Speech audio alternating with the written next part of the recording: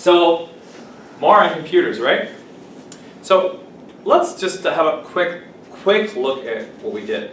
So we talked about computers, and the word compute meant, to compute means to calculate, right? We had computation, so a computer is actually something that calculates, it computes things. So we had computation, computers, and all that. So then we talked about different kinds of computers. We talked about PCs that are personal computers.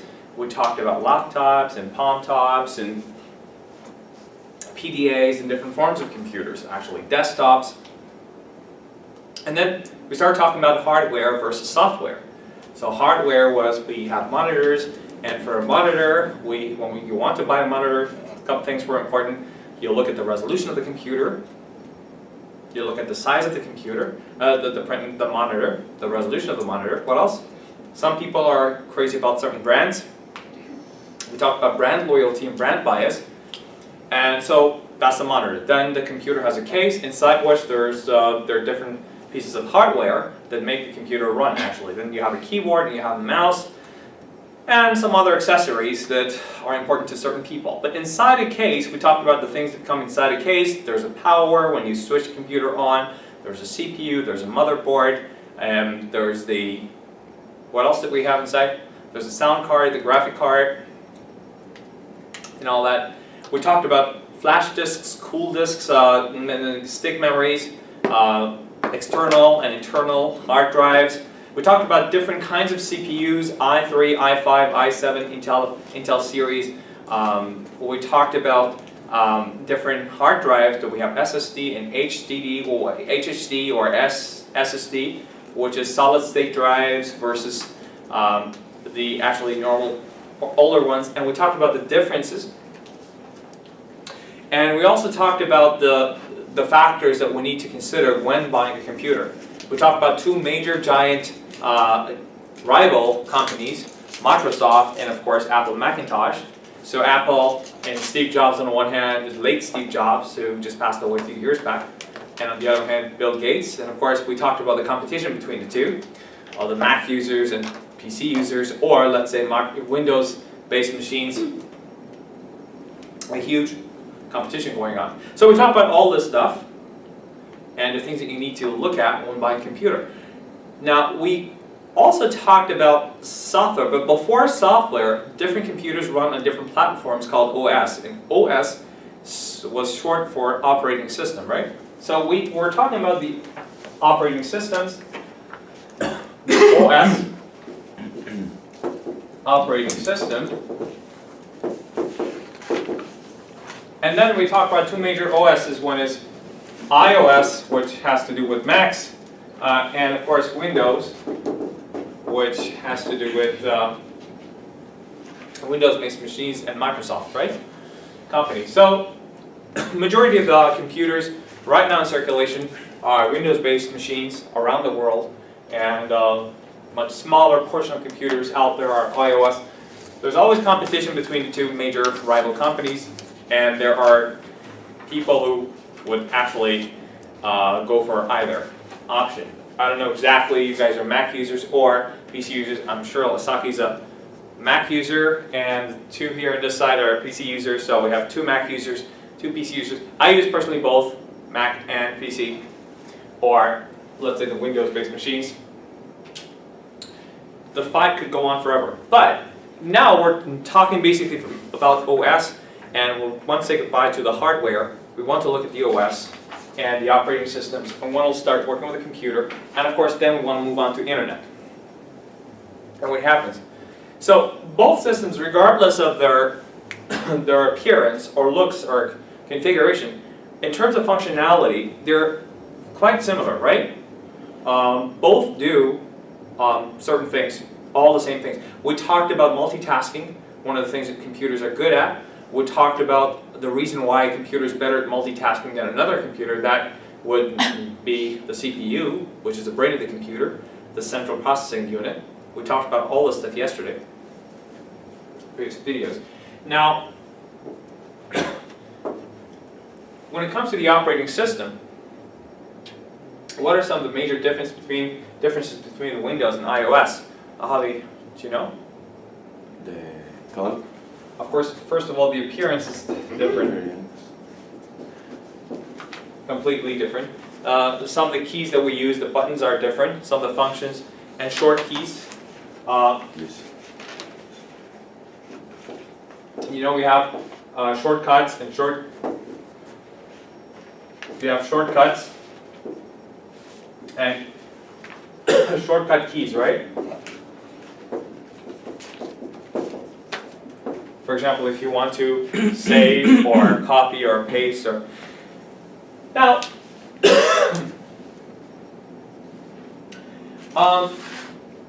now let's take a look at some of the basic functions of the computer. Of course, we said computation, counting, computing, so on and so forth. The two operating systems are very similar in terms of functionality, right? So, in terms of the difference between the two major operating systems, now we do have other operating systems. Do you know, for example, have you heard Linux? Yeah. Or some other operating systems? Yeah, Linux. And there's some other operating systems as well. But the two major operating systems in the world now, they have to be Windows and, of course... But this is free codecs. No? Free? Yeah, like you can change... I'm not sure about Linux. I'm not really good at Linux because I've just heard about it. But the two major ones are Windows and, of course, Mac, the iOS. And we talk about it. The latest version now, as of today, is Windows 8 on this side, and iOS would be, we had 10 whatever, 10 point something, which would be Yosemite now. Before Yosemite, we had Mavericks, if I'm not mistaken in writing. So we had Mavericks, iOS Mavericks, and now we have Yosemite. Any major differences between the two? Yeah, that's right. Any major differences between the two? So we talked about all this competition and also the difference between Mac and PC. So the Mac users basically believe that their computers are smoother. They say the computers are smoother, run smoothly.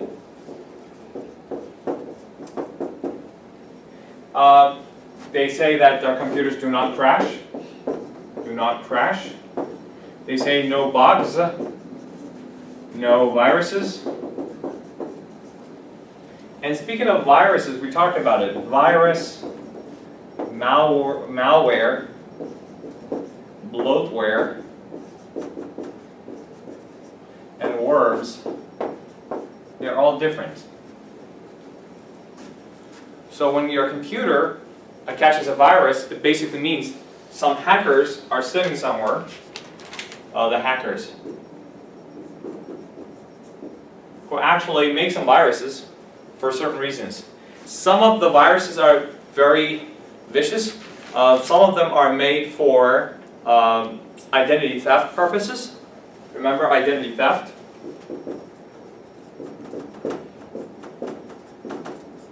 They're simply made to attack your computer and to steal your banking information.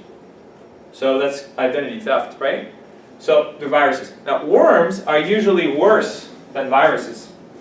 They come in the system, they do so many crazy things, and they entirely sabotage the system, and they're there to sabotage your system.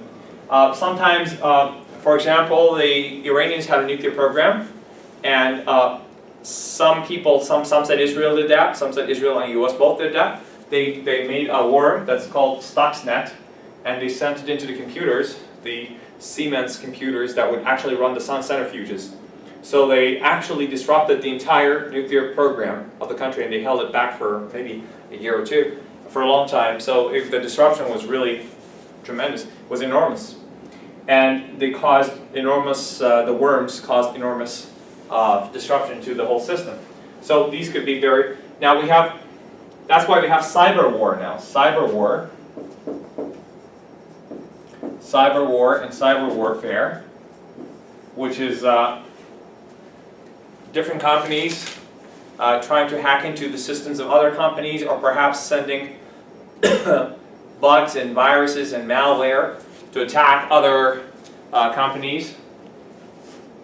And of course, malware is a kind of, it's like a program that malfunctions. To malfunction, or makes a computer malfunction. To malfunction. What does malfunction mean?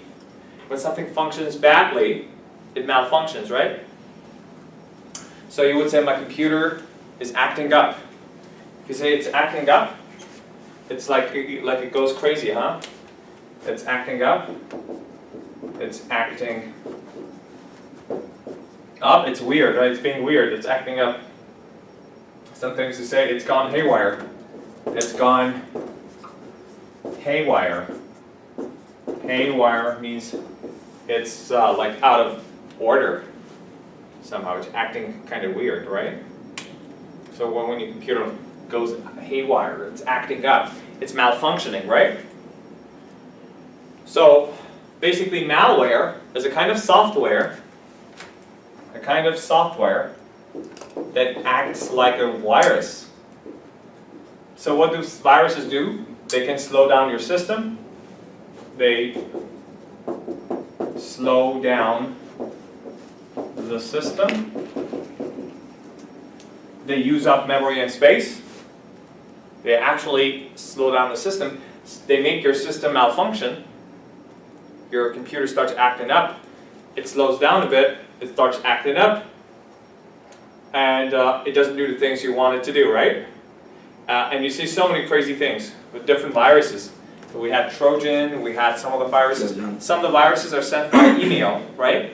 So you open an email account and there's an attachment. Never open attachments from sources you don't know. Sometimes the hackers use familiar names, the names that you already have in your email.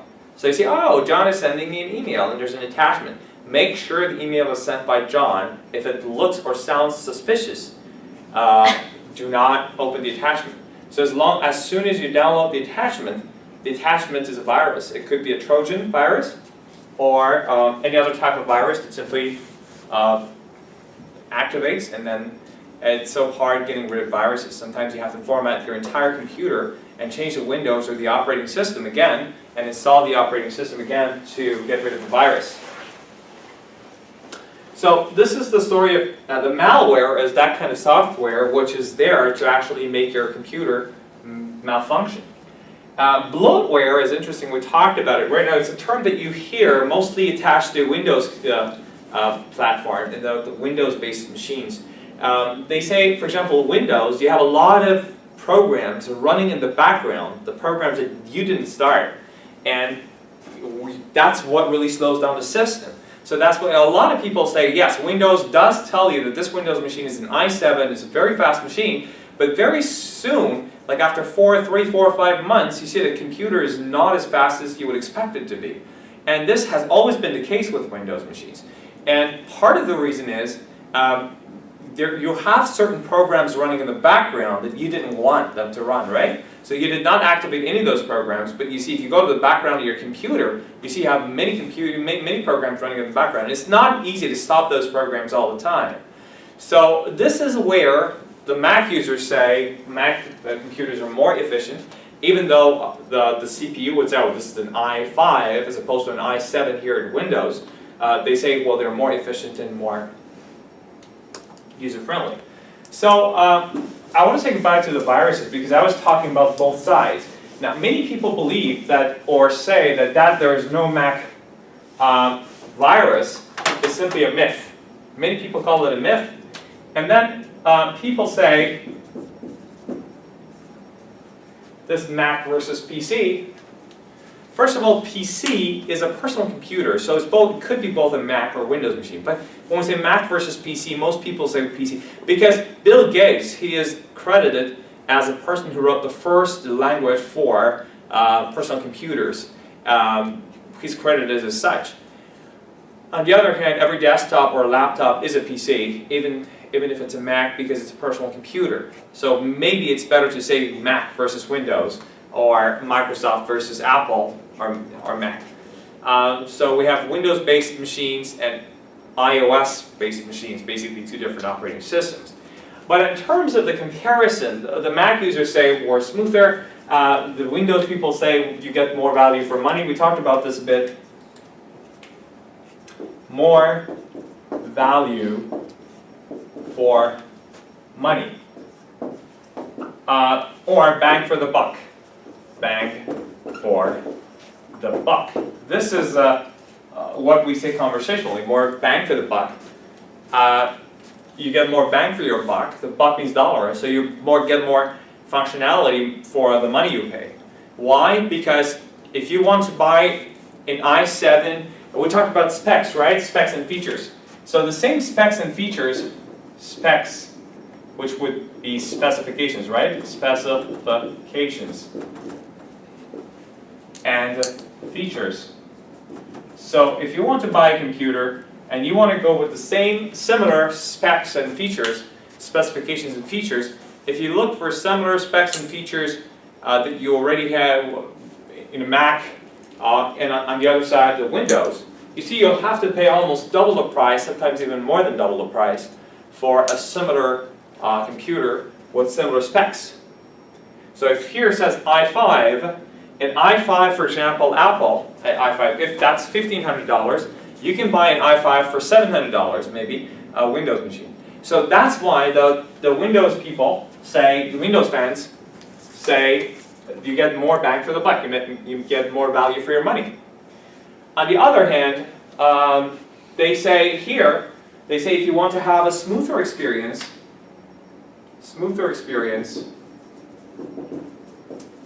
you should go Mac. And they also say that once you go Mac, you'll never go back. Which is, a lot of people believe in that. A lot of Windows people say that, hey, look, Mac people, they're following a religion. Mac is a religion. It's not a brand. It's a religion. The people religiously believe in Mac, and they're zealots. Well, actually, there might be some truth to that, because a lot of people who are actually Mac users may not even know the difference, but they say, hey, look, Mac, Mac, Mac, Mac, because they like it, they like the looks of it, they like the appearance, they like the exclusivity of the Mac club. People here would say it's an exclusive club. Here, the Windows people say that Mac is very exclusive. This one is very exclusive. Not many. Here, they would say many open source programs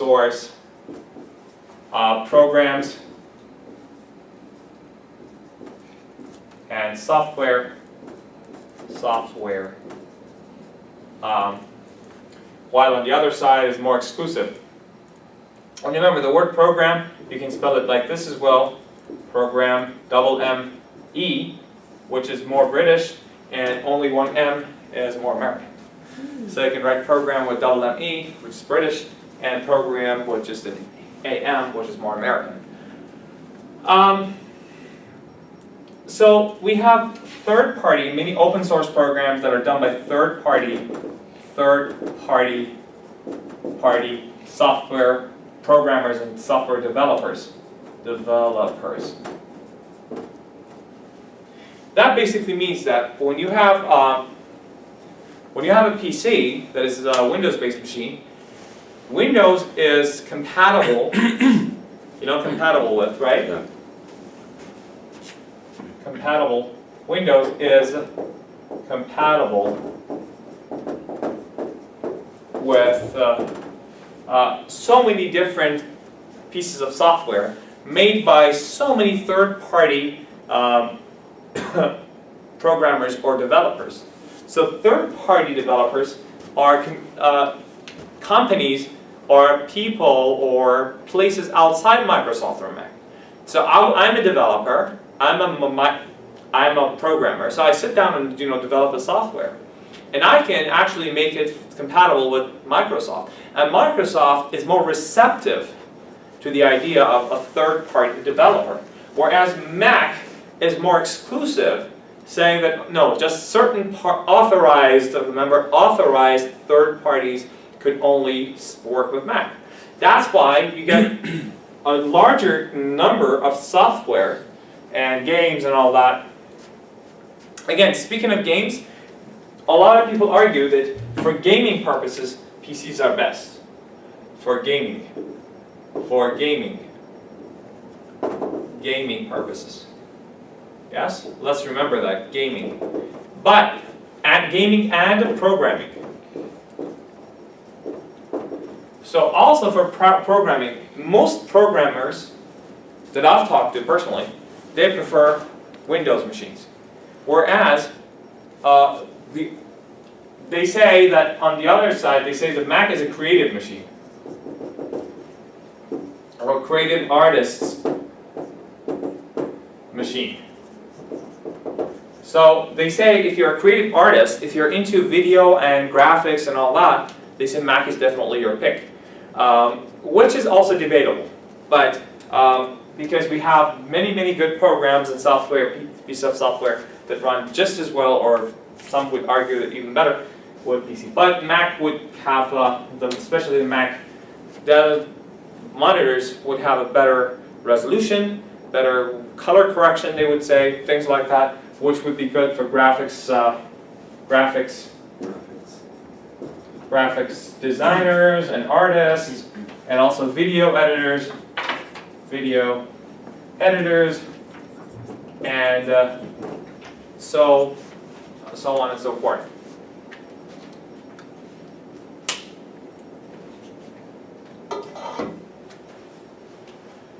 So, on the one hand, we have the graphics designers and so on and so forth, video editors. And on the other hand, we have the programmers. So the programmers would say Windows is the programmer's machine, the graphics designers and video editors would say that Mac is their choice. So it depends on you, which platform you would like to work with. Bang for the buck, better value for money, paying more money, they say premium, paying a premium. Premium meaning more money here, paying the premium. You should pay the premium. There's more money for a machine that's more expensive, but also some people would say, oh, this is kind of a little more prestigious. People would attach prestige to it, and people say not as many viruses. They say no viruses is a myth, but less viruses is not a myth, and there's a reason. If I'm a hacker and if I want to make viruses, I would like to affect as many computers as possible in the world. So, given the fact that majority of the computers that are in circulation in the world are PCs, I would like to make a virus that goes to all those PCs, and I want to make money off of that, right? Because so I should be affecting more people with my virus. So if there's only a very small portion of the computers in the world are Mac, I don't want to start spending a lot of time making a virus only for Mac. So that's one of the reasons. More computers, more PCs, so more people spending time to write virus programs for those PCs. So here's the difference. Can you think of any other difference that you've heard between the two? Of course, more efficient. People would say that Macs are more efficient.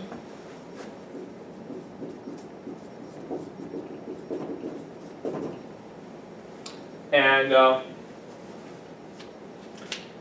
that's it. So these are two of the major arguments. Now, I want to say goodbye to this, and I want to ask you what exactly now, apart from the OS, once you open up the computer and you boot your computer, so we switch the computer on, the computer boots, and that's actually comes to life, starts.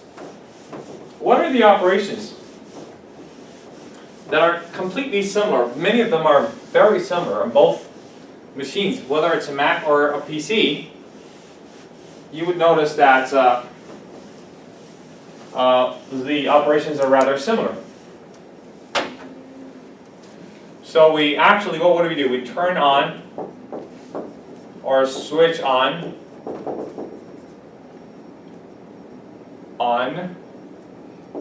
our computer, and the computer boots, and then sometimes you reboot the computer starts or boots. Of course, again, Mac users would argue that, okay, it takes less time for a Mac computer to boot. Then again, you have your screen, and then it's the screen, and then of course it's the resolution. You can customize, right? Your screen by changing your background. You can customize it by changing the background. Desktop themes. Background, you can have a background image or picture. Yeah. You can change the themes, put whatever picture that you like. You can change what do we call those things that are on your desktop, especially if it's a PC? Icon. You have your icons there. You can arrange your icons. You can change the size of your icons, make them larger or smaller. You can change the resolution. You can change the desktop themes. And of course, there are some basic functions of any given computer, which would be things such as open, close folders, right? Open, close folders. What else? Help me. So you can copy, paste, yes, delete, move, remove, folders or files. So we know the difference between folders and files, right? So there's a folder. Inside the folder you can put many files. For example, a Word file. So an OS, the operating system, is just a platform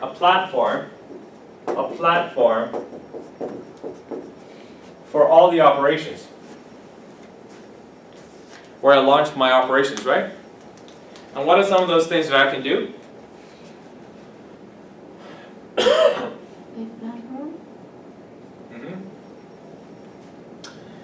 First of all, the PC comes sometimes with, or the Mac comes, they come with some pre-installed programs, right? Because you will need a lot of different types of software, right? So some of these are pre-installed.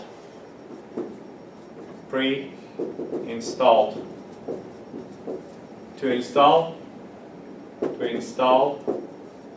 or uninstall a program, right? Yes. Usually they come with some pre-installed programs, and then there are programs that you need to buy. That's according to your needs. But before we go to the programs and have a look at the software and which software you guys use, what are some of the major functions of a computer? Of course, calculation. You have a calculator in your computer. You have word processors. Word processor program. So word processor. Well, in Windows we have Word and of course Office Suite, which is contains all the things that you need, from Microsoft Word to PowerPoints to Excel, Access, just name it. We have that suite, the picture manager or stuff. We have certain accessories in Windows, accessories they call them, such as the calculator, a program for example Paint, and even if you don't have Microsoft Word, there's Notepad, and then we have, on the other hand, in Mac computers we have similar names, but they're different, and a number of things that are already installed. Well, not a word processor, Microsoft Word or Office is not installed, so you have to buy it, you have to pay for it. And you have to go online and just buy it, download it, register, and start using it. Music player. Yeah, well, you definitely have some that come with programs that would play music, like Windows Media Player. On the one hand, Windows Media Player, Internet Explorer. and some of them are for audio, and some of them are for video. Some of them are for both audio, video. But right now we have, for example, VLC, also very helpful. So you have a bunch of programs that would you may need a converter, because these we have audio video formats, right? You may need a converter. A converter is a program whose main job is to convert formats. For example, if you have your audio is WAV, or what we call it, some other formats, you want to change it to MP3 or some other format. Or video, the same thing. You have ADCD and you want to change it to MPEG-4. You have MOV and you want to change it to, so you actually convert different formats. Yeah, well, so we have converter programs like Xylosoft or Zillosoft, so for example. We have programs and software for playing music, so on and so forth. So both of them have their own programs. We have different codecs and different... Download. Yeah. With some of the major... So then you look at the software that you need. And the software depends on your needs. If you're a person who simply uses Word, you need data entry.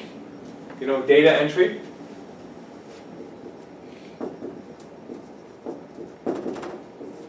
So you need certain programs that are good for that, and a computer that fits your needs.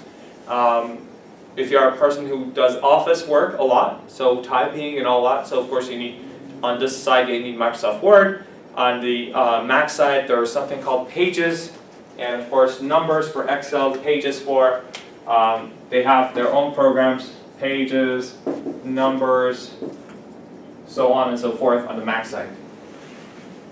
So there, of course, there are a lot of words when it comes to using a word processor, such as Microsoft Word, for example. But the basic functions of the computer, you need to install and uninstall programs. Yes? Sometimes you remove a program, install a program, uninstall a program. You need to make new files and folders. Copy, paste, yeah, all the things that everyone knows that we all do. So I don't want to waste a lot of time talking about the basic functions that we all know, right? When you're using a word processor, what do? We type, we use we have page layout, we do our margins, we choose our font, and of course a lot of copy, paste, that kind of stuff. But everyone else knows that, and it's kind of technical, I don't want to get into that world, right? Right after all this, it's internet, which counts first. So it's the WWW, which is World what? Wide Web. So it's the World Wide Web. So World Wide Web. www. So, and then on up there you have the URL, which is actually the address you get from every site. In a computer we also have toolbars, taskbars, dialog boxes that open, right? Dialog boxes, so on and so forth. And we don't want to get into that. But you have of course, and then the links that we have.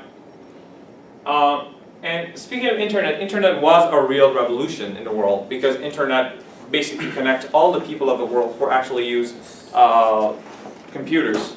And everybody's connected to this huge pool of information. When I say pool of information, it's a pool of information that is stored mainly in huge hard disks. Some were by the major telecommunication or internet providing companies. Download. Yeah. So you go actually to the internet. What's important is you have a service provider, right? Service provider. So when we talked about telecommunication companies, telecommunication companies, in our topic, when we talked about technology, we also talked about telecommunication and companies such as, for example, in Canada, Rogers and Bell, major service providers, right? These are main service providers. So one of the services is internet, and also we have wireless. So we have both wireless and we have internet. Both are provided by these companies. So things have changed a little bit because in the past there were dial-up modems that would use the phone line, right? Then came the world of the ADSL, and today we have some form of ADSL, and then we have modems, and we're connected, and we have routers, and we have the Wi-Fi system, wireless, so on and so forth. We have, on our phones, we usually have data, which means internet on our phones. And of course, on our computers, we already have the internet, which could be directly connected. We could be directly connected to a modem, direct connection, which is using a wire, or simply wireless. So in order to have access to the internet, we need to go to our telecommunication company, a huge internet company that gives us fast speed internet. And then, well, it depends on our connection, whether it's direct or if it's Wi-Fi at home. And then, of course, right now, most places, they provide free Wi-Fi, like Starbucks and other major, from Indigo, that's a bookstore, to Starbucks, to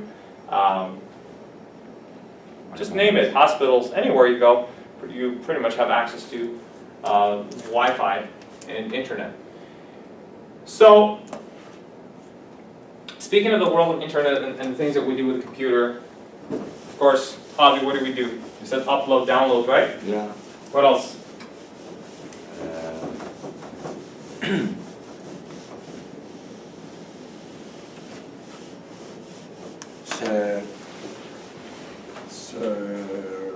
So, first of all, we do what's called net surfing, right?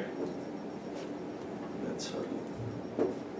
So when you surf the internet, is that surf like this or is it S-U? You. So S-E-R-F, that's a different meaning. It means Net slave. surf. So net surfing, or when you surf the internet, is you just go out there and like, usually you have a search engine, such as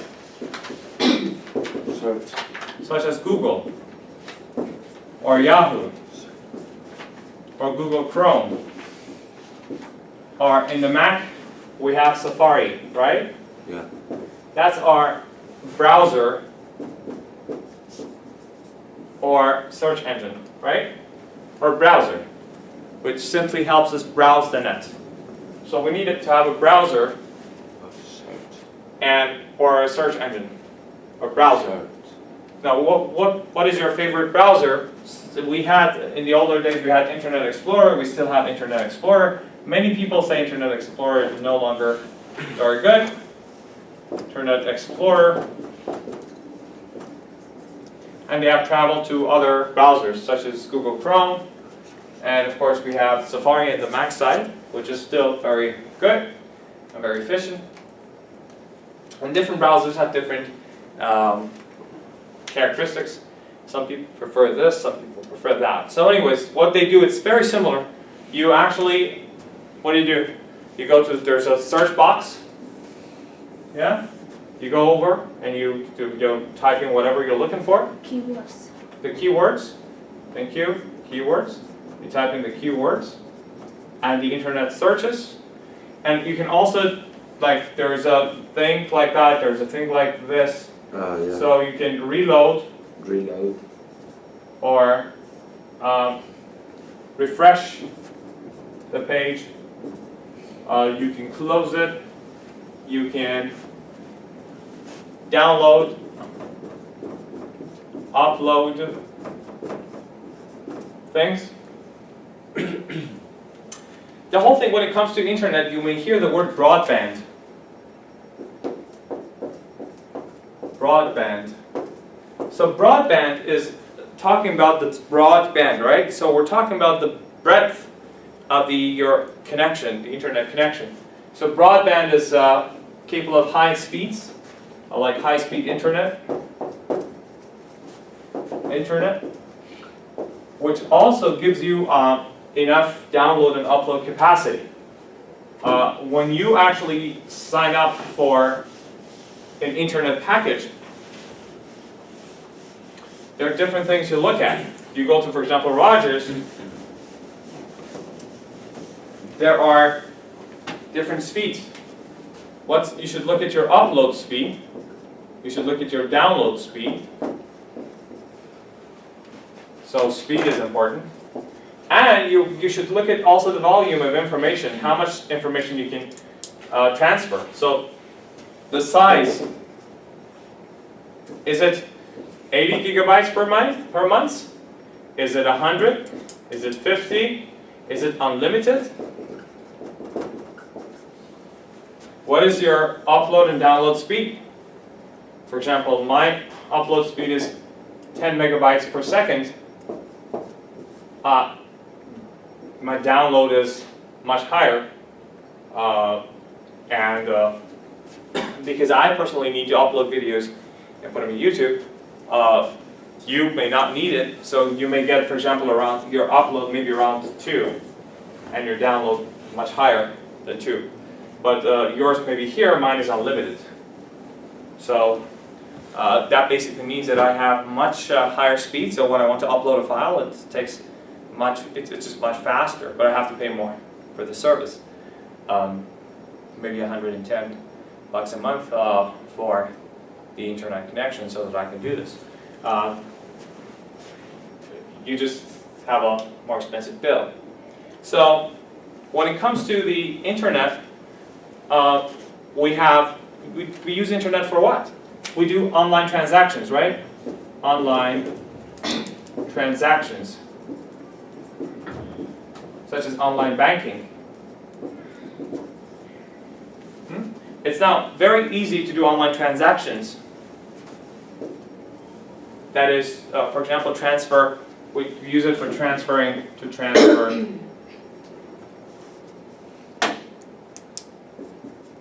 money from one account to the other, also to pay different people, to pay the bills. We use it to pay bills, so on and so forth. When it comes to the online banking, I've talked about it in the topic banking.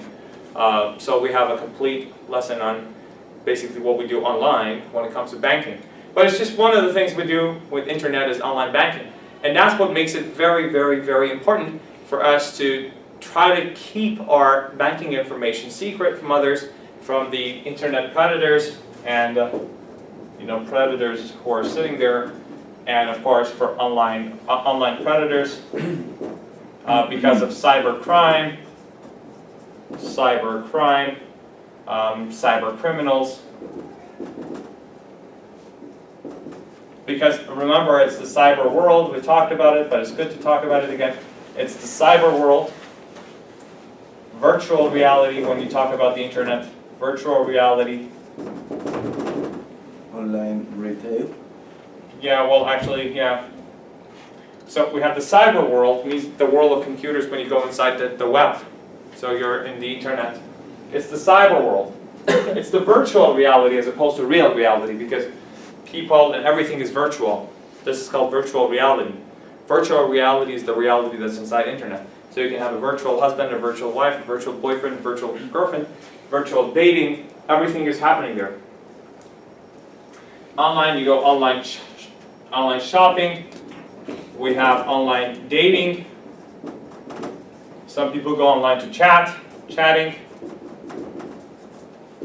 And of course, if you look at the online activities of people, a lot of people use the internet for Facebook and Twitter and MySpace and Instagram, and so these are basically, all of them are called Networks.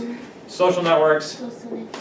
Social networks. So we have online social networks, and of course social networking, which would be things such as Facebook, name it, and Facebook, YouTube, Twitter, Skype, Tango, WhatsApp, which is a texting service. What else? MySpace, Flickr, Instagram, and so on and so forth. Now every few months we have a new one that's trendy and does something new for Google Plus, and things that we like, right? So people spend a lot of time in these things, uploading videos, downloading. Every time you watch a video, you're actually downloading data.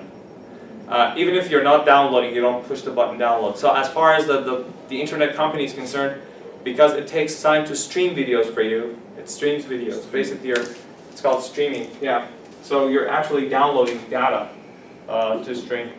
And broadcast. So it's we have a lot of people go watch podcasts, for example. What's a podcast? Podcast and broadcast. Yeah, broadcast is usually via TV, television. You know, we have watch live. So for example, if you want to watch CNN, and you go and you watch live. So you go to the CNN's, own website. So we have websites, web pages, go to my web page if you don't have a website. And some people have blogs, right? Blacks, yeah.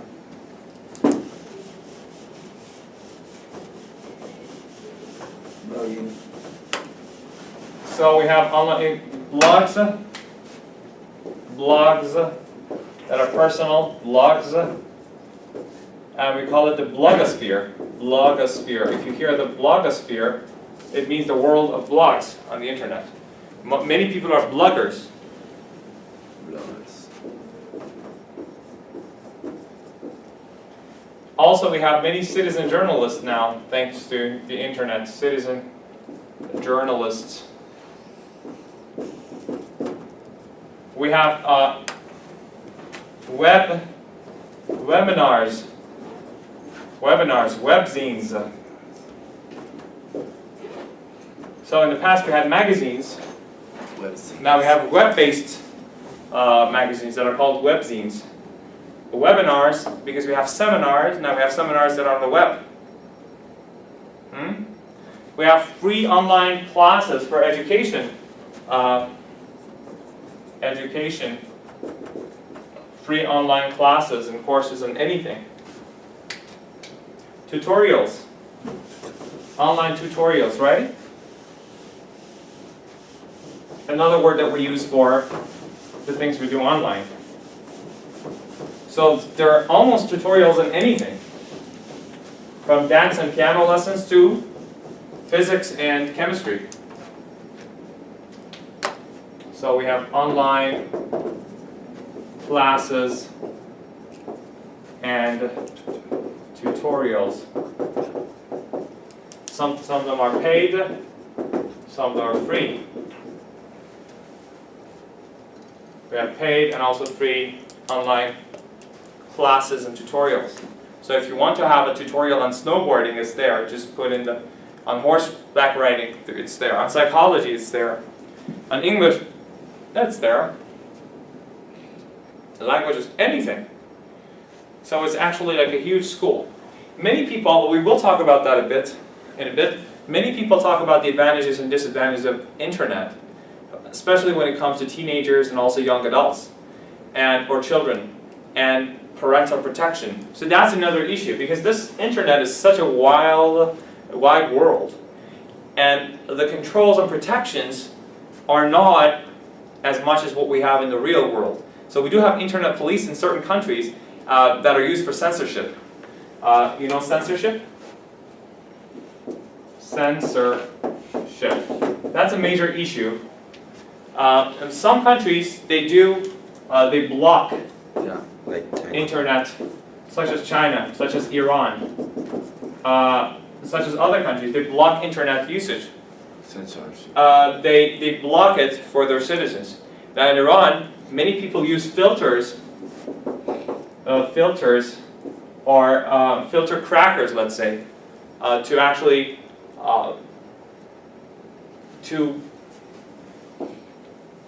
and also we have VPN, which is VPN. Have you heard of VPN?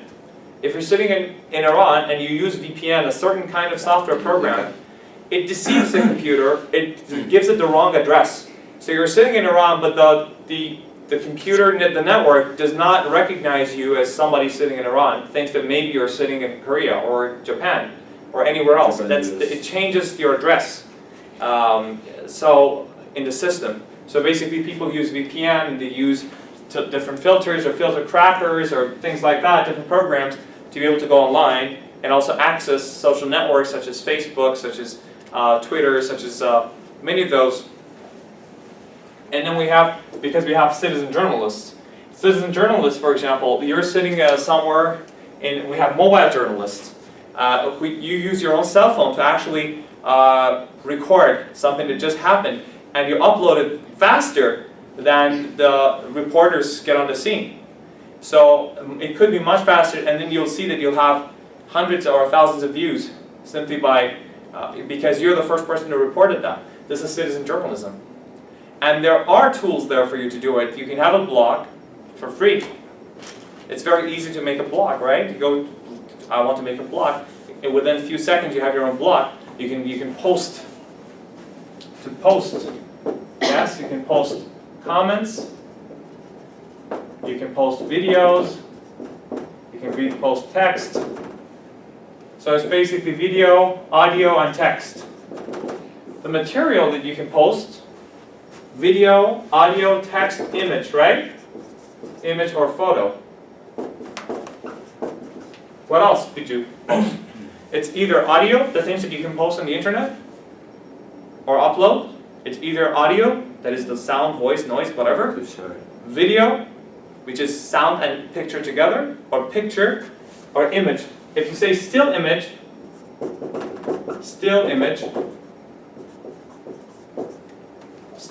means doesn't move, right? It doesn't move. It's just a still. If you say you do stills, some photographers do stills. That is, they only do still images. They don't do videos. So if you shoot stills, or we also have other words such as snapshot, right? Snapshot. Right now we have the word selfie, which is very common.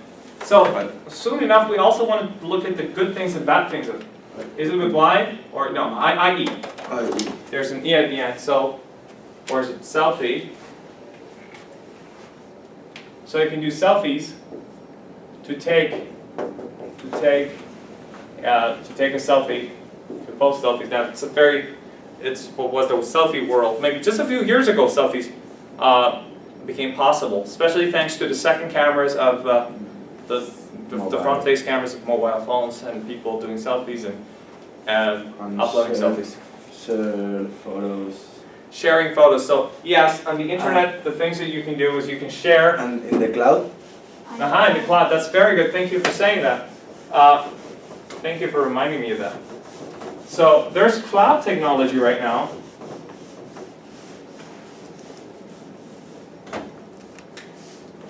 There is the cloud technology, which is actually a kind of cyber space. that's given to everyone. And up to a certain limit, it's free. For example, you have 4 gigabytes on iCloud, for example. Or, it's not iCloud, we have ZipCloud, iCloud. For Windows, for example, based, if Google gives us Google what? Google Drive. Yeah. We have Google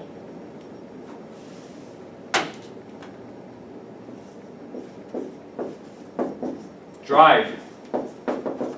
Up to 4 gigabytes for free. If you want more, up to terabytes, you can have it, but just a few dollars a month, you can have a huge space. So what you do is you can upload your photos, your images, your everything, all files and folders, and keep it there. So from any computer, anywhere in the world, whether it's a smartphone or a laptop or a PC, you can access those images, which is amazing. But these are the good points. On the other hand, we have some of the bad points that we will talk about. For example, all this has made us accessible, not only to our friends, but also to those companies that are watching us for certain reasons. So basically, we have computer espionage. Espionage. That's spying on citizens. Big espionage. So government places such as the NSA in the US, National Security Administration, and all the problems with the NSA listening in, eavesdropping on the whole world. Eavesdropping on everyone. Checking emails, our personal information. No privacy. No privacy. Many people say this is invasion of privacy, right? Invasion of privacy.